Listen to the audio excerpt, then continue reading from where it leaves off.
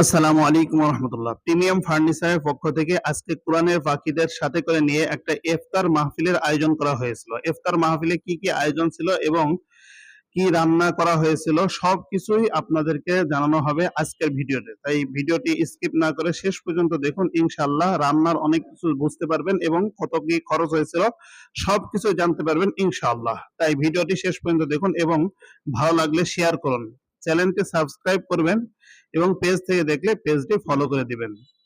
শুরু করা যাক। প্রথমেই গোশত রান্না করা হয়েছিল, মুরগির গোশত রান্না শুরু করে দিয়েছিল। আর রান্না করেছিল এই মাদ্রাসা নূরপুর কওমি মাদ্রাসায় হেফজখানা ছাত্রদেরকে, যেহেতু আজকে ইফতার করানো হচ্ছে, যেহেতু রমজান মাস আর এখন হেফজখানার ছাত্র ছাড়া অন্য কোনো ছাত্ররা আবাসিক থাকে না, তাই তাদেরকেই কোরআনের পাখি আর এদেরকে ইফতার করানো হবে। এই জন্য প্রথমে আমরা মুরগিরা রান্না করে নিয়েছিলাম আর এদিকে পানি গরম করা হচ্ছিল। হাঁড়িও রেডি হয়ে গেছে বিরিয়ানি রান্না করার জন্য। তাই আমরা আজকে চিকেন বিরিয়ানির মাধ্যমে ইফতারটা করানো হবে, সেই জন্য সবকিছু প্রস্তুতি নেওয়া হচ্ছিল। ওদিকে মুরগির রান্না প্রায় শেষের দিকে, আর এদিকে চাউলটা রান্না করার জন্য চিনি গুঁড়া চাউল রান্না করার জন্য সমস্ত প্রস্তুতি নিয়ে ধুয়ে তারপরে এখন হাঁড়িতে তেল, ডালডা সহ যাবতীয় মশলা দেখেন একের পর এক মশলা দেওয়া হয়েছে।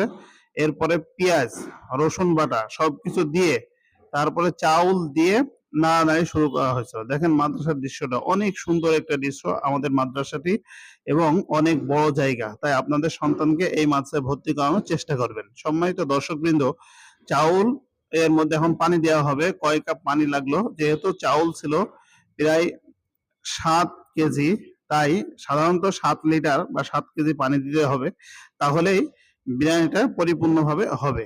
কম বেশি একটু লাগতে পারে, সেটা সময় মতন দেখে তৈরি করে নেবেন। এরপরে দেয়া হচ্ছে বিরিয়ানির মশলা, আবার দেয়া হলো গুঁড়া দুধ, এবং সবকিছু দিয়ে গোশতগুলো ঢেলে দেওয়া হবে এখনই।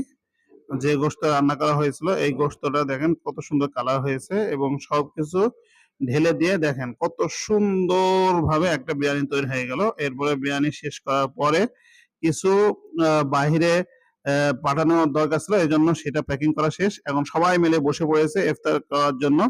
ইফতারের সময় হয়ে গেছে, তো আমি প্রথমে খেজুর দ্বারা ইফতারটা সম্পন্ন করলাম। এরপরে আমি খেয়ে দেখাবো যে বিরিয়ানির টেস্টটা কেমন হয়েছে।